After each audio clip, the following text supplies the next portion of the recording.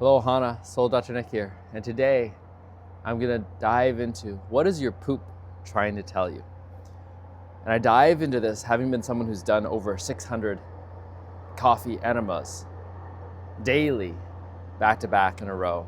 Someone who's had different stages of poop, of stuff that's come out, who's been through depression, anxiety, suicidality, who's had ADHD, who's been on different pharmaceutical medications, who's been with lots of different clients who've got different stages of IBS. I actually used to work at camps for kids with inflammatory bowel disease. It's funny, it was one of my favorite camps to work with them. And then recognizing that there's this whole intelligence in there. And I'll dive into some stuff that is practical, some stuff that's esoteric, and it doesn't mean anything of what I'm saying is the truth. It's purely seeds to be planted to take a look outside of the common ideas like, oh, it's just waste, doesn't mean anything. You know what, just ignore it most of the time. And I did for the longest time because I was pooping relatively regularly, usually about once a day, sometimes more than once. Sometimes it'd slide out a little bit. Sometimes it was hard, but I didn't think too much of it. But then when I actually finally, because I heard about enemas decades ago, and I thought about it. And I remember reading, when I read first time, they were like at this retreat, they were fasting and they were doing enemas every day. And still after like the fourth or fifth day, they were still getting stuff out of it going, where's this stuff coming from? And then so when it was introduced as an idea to me in 2023, I thought, I'm gonna try this as well, and I did.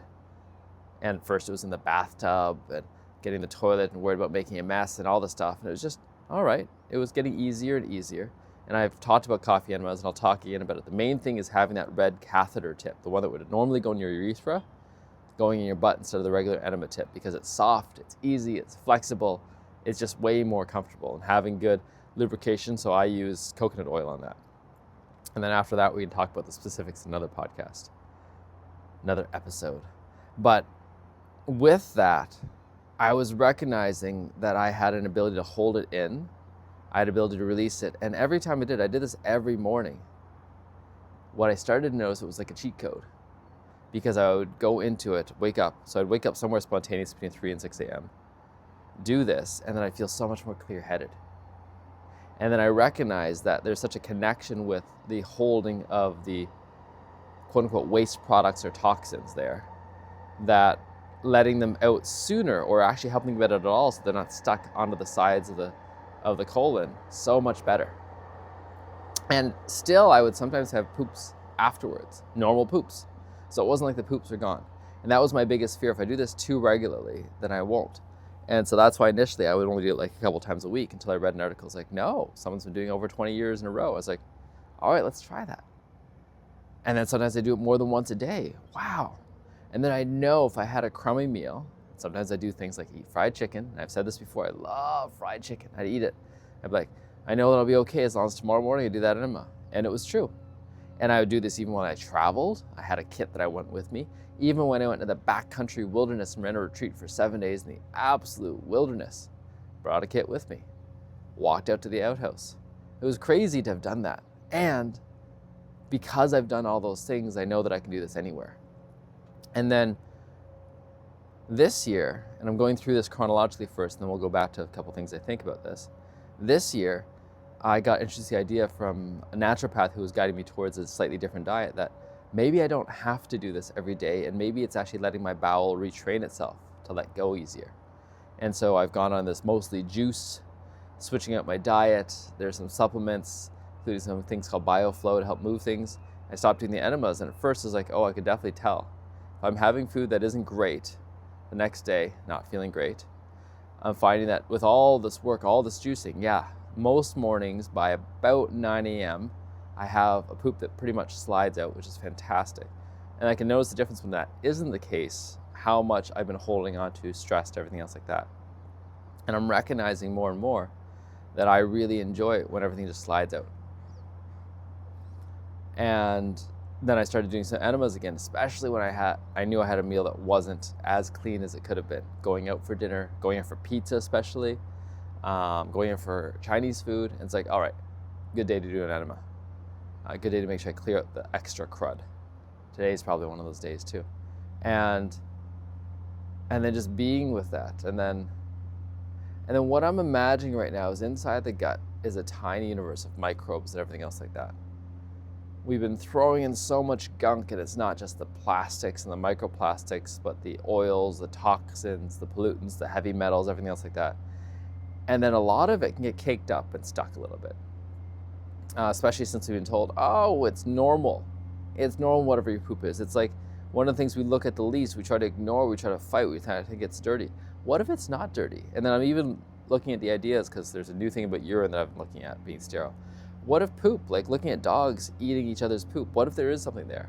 And I thought about it before, skinny poo, like actually having the microbiome of someone else that you're looking at going, wow, that guy, not that they're working out all the time. I'm one of those people, but they're actually looking fit. Maybe I want some of that.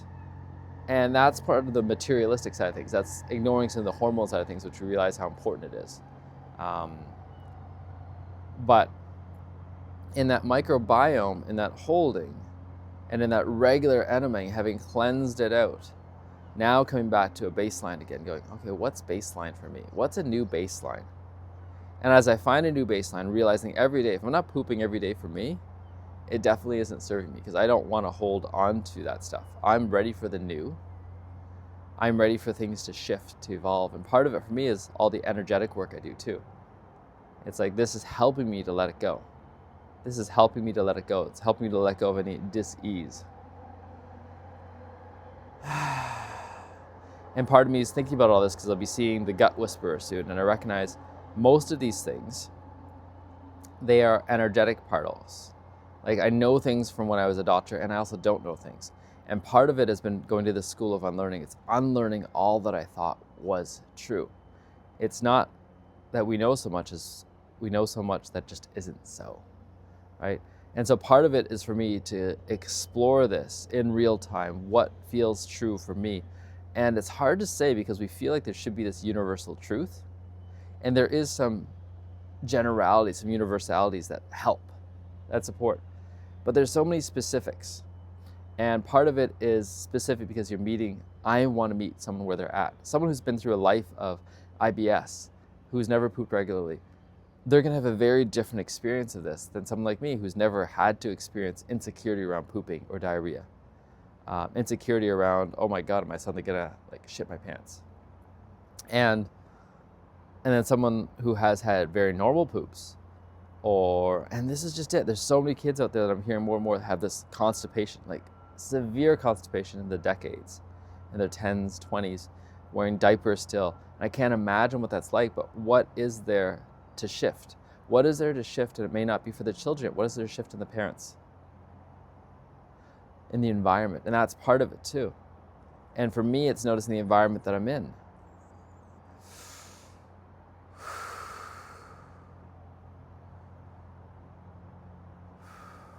And just letting my gut talk to me. And often when I'm working with people, in the breath especially, their gut starts talking to them. It rumbles, it shifts, it moves.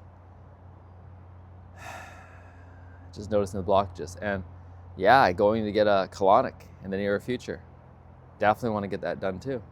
So maybe that was the point. I'm going to book myself one in the near future because they're closing down shop in that one space.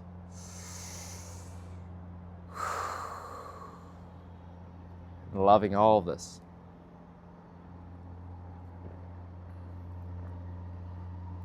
Loving all of this. Loving all of this. All right. So this is the poop. I've gotten lost a little bit because I've confused this with magic mirror work. This is going to be a long one. Someone has gotten to the end of this. They're really concerned about their poop. What is it that you want to know? First, take a look at your poop and feel free to comment. Pooping too much, too little. Have I tried an enema before? Have I even considered that? Is it too foreign to me to think of sticking something in my butt? Don't feel like you need to. There's always the colonics as well. You can always pay someone else to do that. And that actually is a more powerful, probably potent, efficient way of doing it, but it can also radically shift things. So you have to be ready to actually, especially if you're going to do this because something's been going on, that things may radically change. So you actually want to probably have some time off afterwards. Really listen to your body. Listen to your body and what you're going to put in. That's part of it as well. As I'm talking about poop, it's really what you're putting in. I'm much more conscious of what I'm actually sticking in my mouth these days because I'm like, that's eventually going to go through. And I'm also taking a look at going, how can I really love that poo as it goes out? Thank you for your service. Thank you, microbes. Thank you, food. Thank you, all of this is being let go of. I really am grateful that I'm able to let go of this. I'm better learning how to let go of this. And that's a piece I think I forget too. It's a letting go. It's just like the expiration. And if there's other things about the poop that you're wondering about, that you're curious about, that I spoke to, didn't speak to, leave in the comments. We'd love to take a further look. Ciao for now.